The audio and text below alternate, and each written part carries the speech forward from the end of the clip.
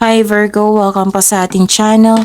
At ito ay inyong daily Kabaytari reading for February 4, 2025. Please be reminded kung naka-resonate kayo, comment down. Kung hindi kayo naka-resonate, ibigay niyo po sa iba kasi general reading po ito. This is for you Virgo ngayong February 4, 2025.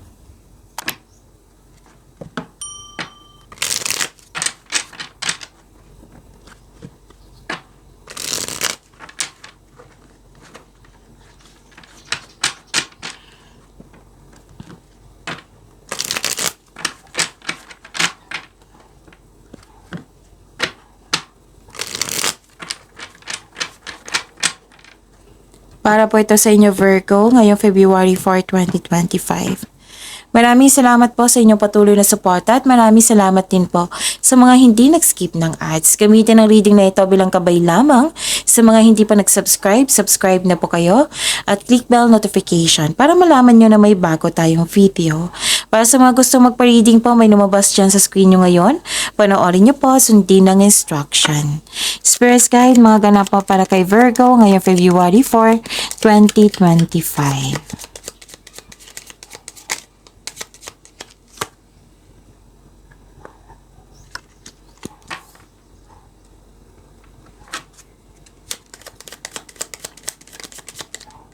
Okay.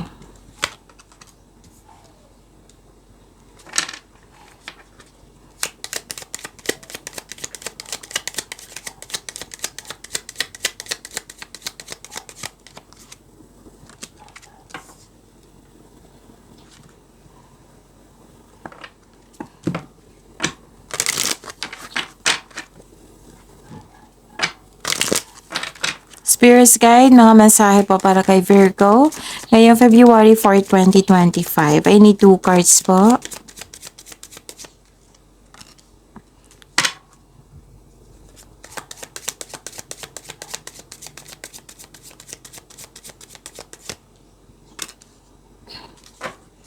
Okay.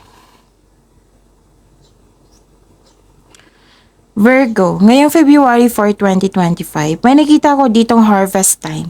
Pwedeng literal na harvest, pwede din binayaran ka sa binigay mong serbisyo, pwedeng nag-fast moving yung produkto mo, basta tinanim mo, nagbunga at nag-harvest kayo. Nakita ko rin dito na may concern sa loss of connection sa isang tao. Pwedeng may tampuhan din naganap. At may nakita ko ditong companion, sinamahan ka ng favorite person mo, natutuwa ka kasi loyal siya sa'yo at very supportive. Pwede din may bago kayong gamit ngayon, bagong pet, bagong kasamahan na magaan ng loob mo sa kanya. Pwede din na-hired kayo as katiwala, pwedeng bisita kayo ngayon or may natanggap kayo ng bisita.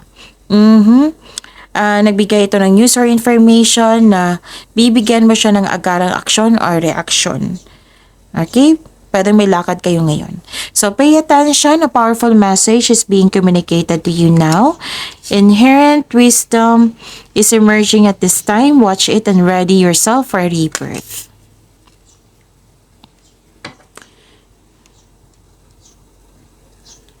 Spirit's Guide. Energy po ni Virgo ngayong February 4, 2025.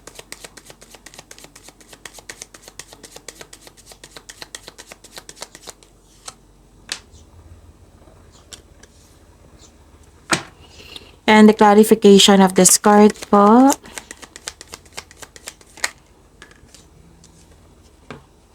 Kung may narinig kayo or may nakita kayong repeating message, meaning to say pinupush ng cards niyan, kasi ang ilan sa inyo hindi pa binigyan ng atensyon.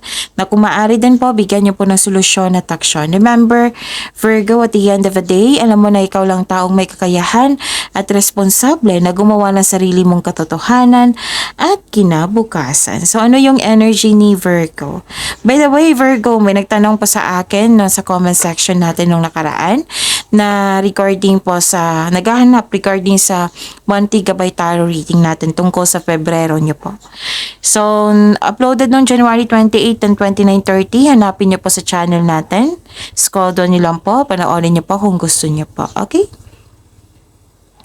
Okay, Virgo. Nakikita ko dito na nagkaroon po ng this is new love, relationship, unconditional love. new feelings, new friendship, which is lumabas din dito sa oracle cards nyo. Nagkaroon ng self-care, nagpaganda kayo, nagpagwapo kayo. Basta may self-care, beauty din dito. Oo. And pleasure, self-love, nakikita ko rin. So, open your heart and receive the emotions around you. Okay? Pwede din itong parating na job opportunity or new sources of income. So, ikaw ay nagpo-focus sa self-love. And you're taking time for yourself para ito sa inyong personal development. Nakita ko rin dito na nagkaroon po ng kailangan mo ng kausap dito. Okay? The advice is it's time to reach out for support and connection. Use your intuition to guide you also. Spirits guide, ano po yung career and money po ni Virgo ngayong February 4, 2025?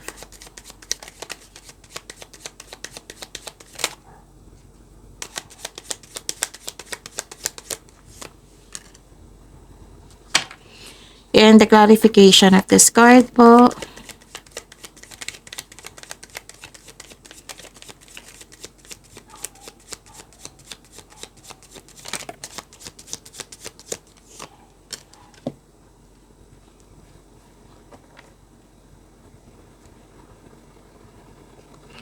Nakikita ko dito na nagkaroon po ng concern sa isang tao na hindi marunong magbigay halaka. Abusive din.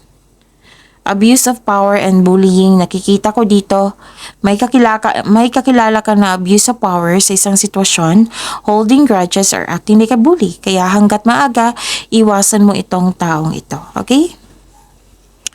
At may nakita ko dito na nagkaroon po ng tension.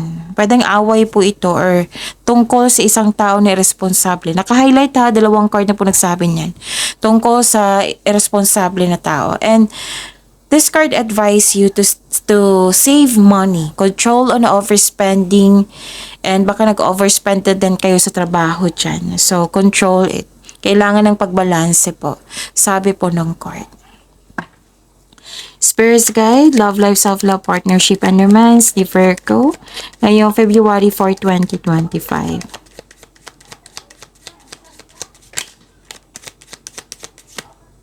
And the clarification of this card po.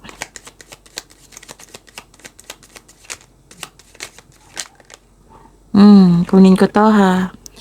Maraming salamat po sa patuloy na tiwala, suporta sa ating channel. At maraming salamat din po sa mga hindi nag-skip ng ads. Clarity, maraming ideas. Para sa mga single, huwag kang mag-alinlangan na mag-invest sa bagong relasyon. May opportunity dumating so huwag mo daw kayo mag-alinlangan. Give chance to yourself. Para sa mga may relasyon sa buhay mag-asawa, sa araw nito magkakaroon kayo ng masinsinang pag-uusap ng partner niyo po, ng kasamahan mo po. So this card asks you to improve your communication also. Okay? And nakita ko dito na nagkaroon po ng panahon na para umaksyon kung alam mo nasa tama ka. So this card ay sumisimbolo ng katapangan at confidence po. Truth-seeking, nanindigan ka sa inyong desisyon. Oo. This card tells you to be careful sa mga ginagawa at pinipiling desisyon. May isang tao dito na humahabo sa iyo ng lapis. O may parating na partner nyo na very aggressive, malakas yung energy. Pwedeng partner, literal na partner niyo ito or parating pa ito sa inyo. Okay, so this card asks you to, makulit, very diretso. Oo. So this card asks you to listen to your intuition. Kung ang tao bang ito ay tunay, mag-observe ka muna. Okay? Baka sa sobrang bilis niyang pagdating, ang siyang mabilis mawala, 'di ba? So ingat na lang. Kilalanin niyo muna. Wala namang sinabi si card dito na may masama siyang intention, kundi kilalanin niyo muna. Baka kasi hindi ka komportable sa kanyang pag-uugali kasi aggressive May tao talaga na hindi siya komportable sa mga taong diretso at aggressive. Okay? So, yun. Pagyamanin niyo po yung blessings na binigay sa inyo, Virgo. See you tomorrow. Please like, subscribe, and click bell button for notification para updated po kayo sa daily tarot reading natin. Maraming salamat po.